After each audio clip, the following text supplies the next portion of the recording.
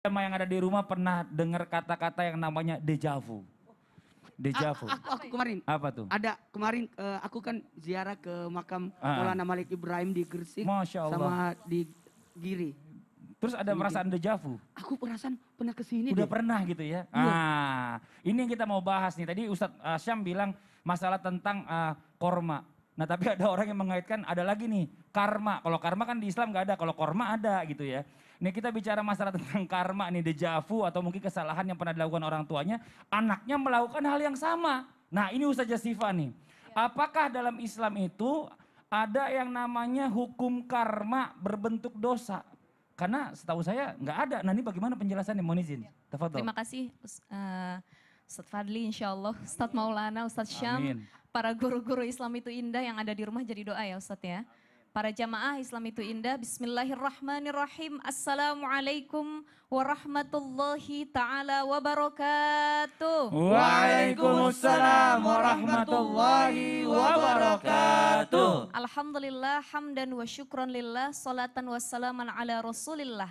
Rabbi israhli sadri wa yassirli amri wahlul uqdatam min lisani yafqahu qawli amma ba'd. Pertanyaan yang muncul tadi, adakah karma dalam Islam? Orang-orang Islam seringkali menyebut karma, karma dan karma. Ih, ini karma nih dari orang tua kamu, ini karma dari keluarga kamu, ini karma keturunan kamu, dan lain sebagainya. Padahal dalam Islam itu sendiri karma tidak ada, dan karma itu hanya ada pada agama lain. Ya, tidak usah disebutkan nama agamanya apa, tapi di dalam Islam itu sendiri tidak disebut dengan karma. Yang ada adalah sebab akibat. Tanam tuai, siapa yang menanam maka akan menuai. Man yazra' yahsud, ini salah satu kata-kata mutiara.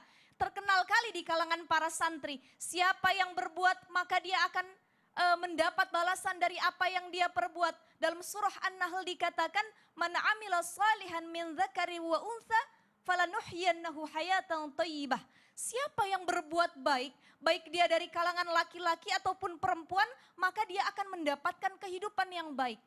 Buat para orang tua, kalau kita dulu masih muda, kita masih single, belum punya anak, kita jadi orang baik, insya Allah anak kita juga jadi orang baik. Kenapa?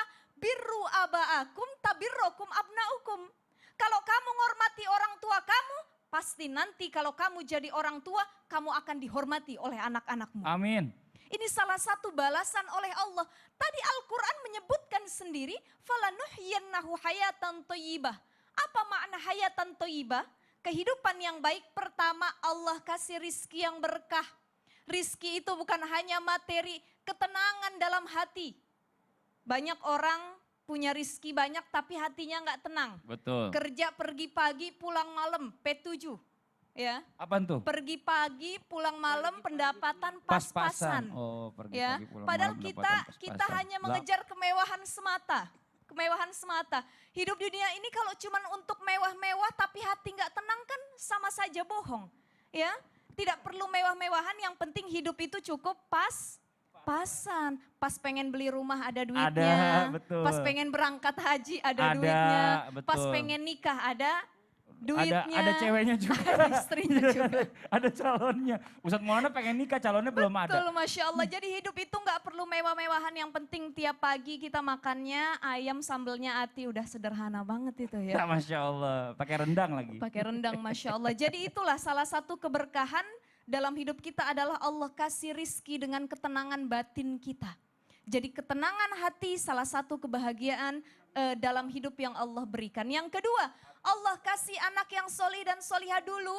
Dulu jamaah sekalian Islam itu indah yang dimuliakan Allah. Kita jadi anak itu berbakti sama orang tua. Maka ketika jadi orang tua kita akan merasakan bahwa anak kita juga kelak akan berbakti kepada kita semua.